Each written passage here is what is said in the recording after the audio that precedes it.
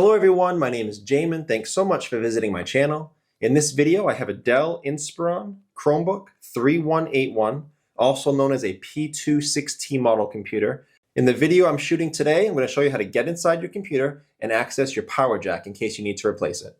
Before I get going, real quick, if you have any questions during the video, check out the FAQs below in the description. It could save you some time getting an answer. But if you do need to leave me a question or comment, I do check those a couple times a day. Okay, so to start, I have a screw in each one of the four corners, one screw in the middle, and then two screws here hidden under these caps. So I'm going to take a small tool, small flat metal tool, pry those caps off to take off all these screws. Now, as a side point, I believe this computer has, yes, I believe it has captive screws, which means they're not going to come fully out. They'll just loosen from the threading, but they're still held in the bottom case.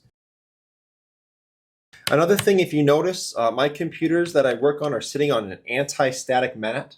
Either this or an anti-static bracelet are great ideas to avoid damaging anything in your computer when you're working on it. If you would like any help with tools or supplies for your computer project, as well as all the replacement and upgrade parts for this specific model computer, I will have a link below in the description, also above in the video, and that'll be a link to, again, all those tools and supplies that I use in my shop, plus the replacement parts for this model computer.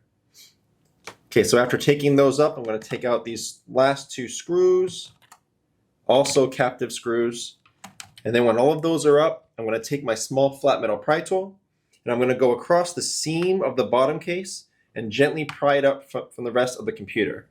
Now to do this, I'm going to stick it right in there and give it a twist, and that comes up. Just go nice and slow around the computer. Don't put the pry tool too far in. You could damage some internal components. Just keep going around, and you should be able to pop all the sides up. Okay. Okay, so just pull that up. Nothing's attached to it. Set that to the side. Very dirty, apparently. I'm just going to clean this off real quick. Now, before doing anything in a computer, guys, it's always best to unplug or even remove your battery. Computers are safest to work on when as little power as possible is running through it. So here's your battery right here. It looks like it's held down by 1, 2, 3 screws and plugs into the motherboard right here. So to unplug it, I'm going to take my small flat plastic pry tool, and it looks like the white plug has 2 grips on either side. So that's going to be easy to wedge out of there. We don't want to pull on cables when we're unplugging things in computers. You could damage them. As much as possible, we want to just manipulate the plug. So this is a good one for that. I'm going to take my pry tool and push out one side at a time. And that comes out very easily like that. To actually take out your battery, I'm going to take out these 3 screws. Make sure to keep screws separate. If you are doing anything in a computer, they're not all the same size.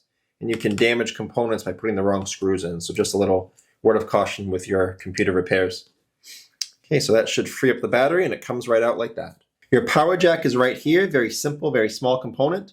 To get at it, you would unscrew these 2 screws. There's a metal bracket holding down your power jack. So you would unscrew this, and then it would release your power jack, and it would unplug from the motherboard right here. Now these are kind of a pain. You're supposed to be able to put a pry tool right in that center grip and slide it out, but they very rarely work. So in this case, you kind of need to push on it a little bit while pulling on your cables at the same time. Just kind of wiggle that out, put pressure the same way. Kind of a pain. Of course, that would have been easier if I actually unscrewed that and took it out. And then you would slide it back in to plug in your new one, nice and level. Slide that back in like that. So that's how you would get at your power jack. And then of course, last thing you would do is you would put your battery back in, set that down, get that plugged in, and then we would screw it down. So that's the video. That's how you would access those components. If you have any questions or comments, check out the FAQs in the description first. It could save you some time getting an answer if your answer is commonly asked. If you do need to leave me a question or comment though, please feel free. I do try to get to those a couple times a day at least. Thank you so much for watching, everyone. I look forward to seeing you on my next video.